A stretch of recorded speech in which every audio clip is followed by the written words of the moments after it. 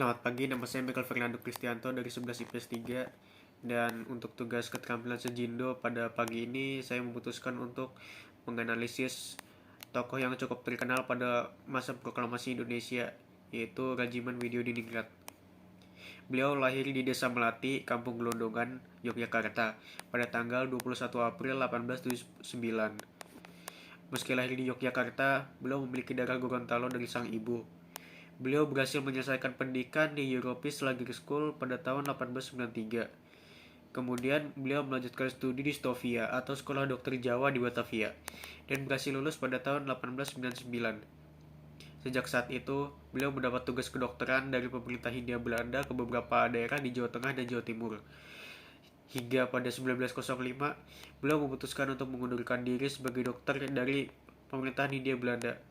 Sebagai gantinya, beliau memilih untuk mengabdikan diri sebagai dokter Keraton Solo atau Kasunanan Surakarta yang saat itu dipimpin oleh Pakubuwono X. Karena pengabdian beliau diberi gelar kehormatan Kanjeng Raden Tumenggung atau KRT.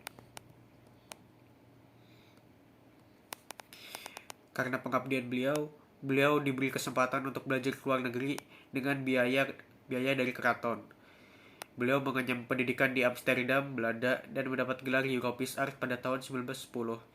Kemudian beliau melanjut studi di bidang ilmu kebidanan di Berlin, Jerman.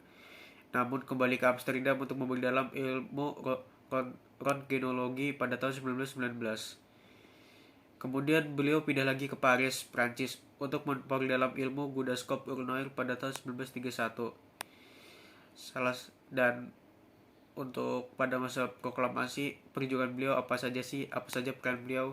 Yang paling terkenal adalah beliau tergabung pada organisasi BPUPKI, organisasi yang diciptakan oleh Jepang pada 29 April 1945, yaitu bertepatan pada ulang tahun sang raja pada saat itu, yaitu Hirohito. Beliau ditunjuk sebagai ketua BPUPKI dan beliau juga orang yang dipanggil oleh Marsikal Terauchi pada tanggal 12 Agustus 1945 berbarengan dengan Soekarno dan Muhammad Hatta untuk diberikan izin untuk merdeka. Dan juga ini adalah tanda dibentuknya PPKI. Walau pada saat itu Jepang menginginkan Indonesia untuk merdeka pada tanggal 24, namun yang kita tahu bahwa Indonesia merdeka pada 17 Agustus. Apa saja sih inspirasi yang bisa saya dapat dari beliau? Beliau memiliki pemilikan yang luar biasa, di mana beliau adalah dokter, namun beliau dapat berpolitik dengan tokoh lain dan mampu menjadi salah satu tokoh yang penting dalam masa proklamasi Indonesia. Beliau juga memiliki rasa ingin tahu yang tinggi, bisa dilihat dari di mana dia menempuh ilmu di luar negeri, bahkan pindah ke negeri satu ke negeri lain untuk menempuh ilmu. Sekian dari saya, terima kasih.